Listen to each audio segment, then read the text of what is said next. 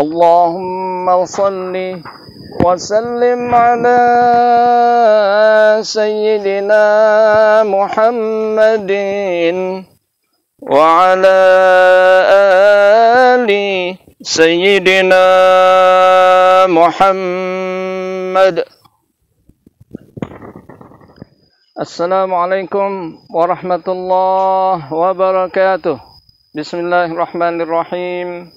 Alhamdulillah rabbil alamin. Wassalatu wassalamu ala asrafil mursalin sayyidina Muhammadin wa ala alihi wa sahbihi ajma'in. Amma ba'd. Alhamdulillah pemirsa sekalian, kita bertemu kembali. Ada dua kisah yang sangat lucu sekali.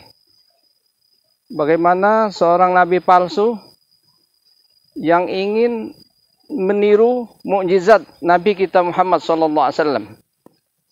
Apa yang terjadi? Mari kita ikuti sampai akhir video ini. Namun jangan lupa, yang baru menemukan channel ini, mohon dukungannya untuk mensubscribe, like maupun share. Di akhir kenabian, ada beberapa orang yang mengaku nabi.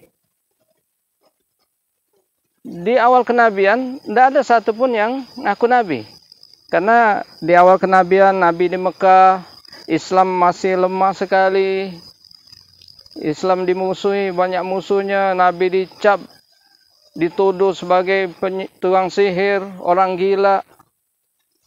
Maka tidak ada yang mengaku nabi. Namun ketika Nabi ke Madinah, Islam berjaya, delegasi dari mana-mana datang ke Madinah, masuk Islam, kota Mekah sudah ditaklukkan, kota Khaybar sudah dibuka, maka disitulah dilihat banyak peluang dunia, peluang bisnis. Maka pada saat itulah ada beberapa orang yang mengaku seorang nabi. Bahkan seorang perempuan pun ada yang bernama Sajah. Yang terkenal orang yang mengaku nabi di akhir kenabian, yaitu seorang yang bernama Musailamah Al-Kadzab atau Musailimah Al-Kadzab. Jadi Musailamah Al-Kadzab inilah seorang nabi palsu yang mempunyai pengikut yang banyak sekali, ratusan ribu di Yaman sana. Bagaimana kisah lucunya? Dia meniru mukjizat Nabi. Suatu hari ada seorang Ansor yang datang kepada Nabi mengeluh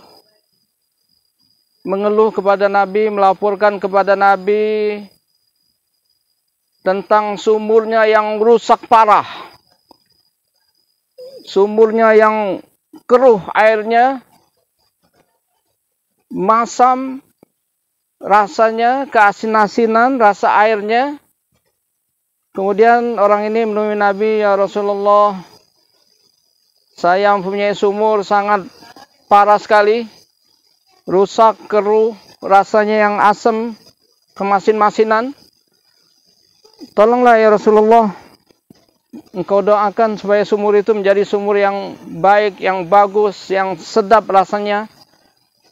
Maka Rasulullah SAW, Nabi kita yang punya akhlak, punya sifat, tidak mengabulkan hajat orang. Akhirnya dia datangi sumur tersebut, beliau doa kepada Allah, kemudian dia ludahi sumur tersebut. Maka sumur itu seketika itu juga berubah airnya menjadi sangat bening dan sangat sedap rasanya. Mukjizat dari Allah Subhanahu wa taala. Kemudian kisah ini, kejadian ini sampai ke telinganya umat nabi palsu di Yaman sana. Umat nabi palsu Musailamatul Kadzab. Kebetulan di antara mereka ada mempunyai kasus yang sama. Di antara mereka ada sumurnya yang rusak, namun tidak separah ini. Kemudian mereka beramai-ramai mendatangi Nabi mereka seraya berkata, wahai Musailamah, engkau adalah nabi kami. Di Hijaz sana, maksudnya di Madinah, ada seorang nabi yang mana umatnya melaporkan, mengadukan tentang sumurnya yang rusak parah, airnya yang sangat keruh, rasanya yang asam, kemasin-masinan. Akhirnya didatangi oleh nabi tersebut, dia ludahi sumur tersebut. Akhirnya sumur itu saat itu juga berubah menjadi sumur yang sangat bening dan sedap rasanya. Cobalah engkau lakukan seperti nabi yang di sana. Ini kami kebetulan ada juga sumur kami, di antara kami ini, yang akhirnya tidak separah di sana. Engkau lihat diunjukin akhirnya sumurnya. Airnya cukup bening. Cobalah engkau jadikan lebih bening dari yang sekarang ini, lebih baik dari yang sekarang. Akhirnya Musailamah, sang nabi palsu ini, dia merasa gengsi, merasa malu, tidak mengikuti kemauan umatnya, sementara dia sudah mengaku seorang nabi. Akhirnya dia datangi sumur itu, dia dekati, dia baca jampa-jampe, dia tiru perbuatan nabi. Habis itu dia ludahi. Apa yang terjadi?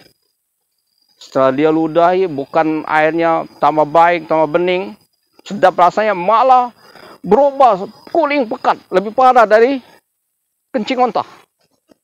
Kemudian mengeluarkan aroma yang sangat busuk sekali. Inilah beda nabi yang sebenarnya dengan nabi palsu.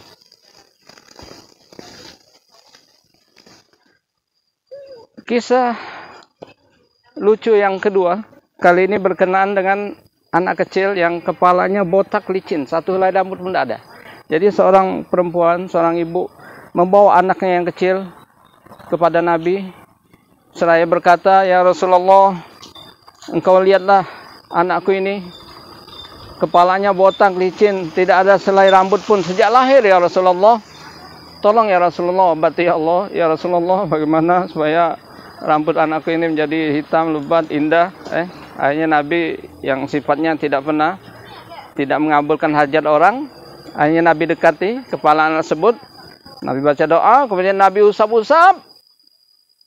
Setelah Nabi usap-usap, langsung tumbuh rambut yang hitam, lebat, dan indah. Mujizat Allah SWT, dari Allah SWT.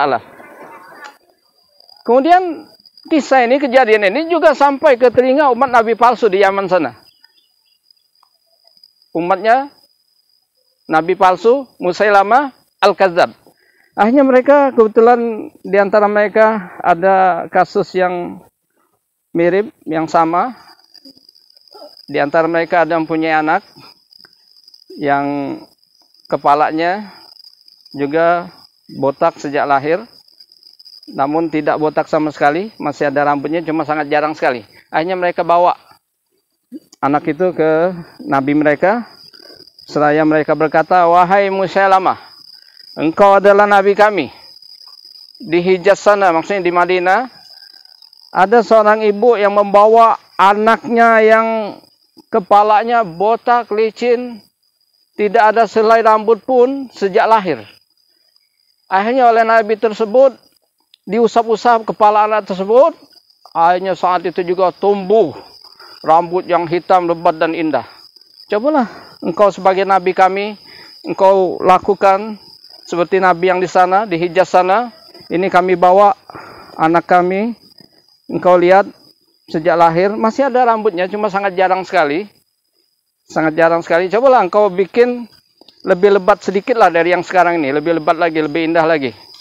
Akhirnya Musailamah, sang nabi palsu ini, dia merasa malu, merasa gengsi, tidak mengikuti kemauan umatnya, sementara dia sudah mengaku seorang nabi. Akhirnya dia tiru perbuatan nabi. Dia baca jampa-jampe, dia baca qomat kamit, jampa-jampe, kemudian setelah itu dia usap kepala anak itu, dia usap-usap, niru nabi. Namun apa yang terjadi pemirsa sekalian? Apakah rambutnya tambah lebat, indah, hitam? Setelah dia usap-usap, malah rambut yang sudah ada rontok semua, berjatuhan, berguguran. Akhirnya anak itu menjadi botak, licin, selai rambut pun tidak tersisa di kepalanya. Bahkan dikatakan dia punya anak-anak pun seperti itu semua botak. Jadi inilah pemirsa sekalian beda Nabi yang sebenarnya dengan Nabi palsu. Insya Allah kita bertemu kembali di video berikutnya. Dalam bulan dalam bulan Rabiul Awal ini kita masih yang berkaitan dengan Maulid, dengan sirah Nabi. Insya Allah. Terima kasih. Jazakumullah khairan. Wassalamualaikum warahmatullahi wabarakatuh.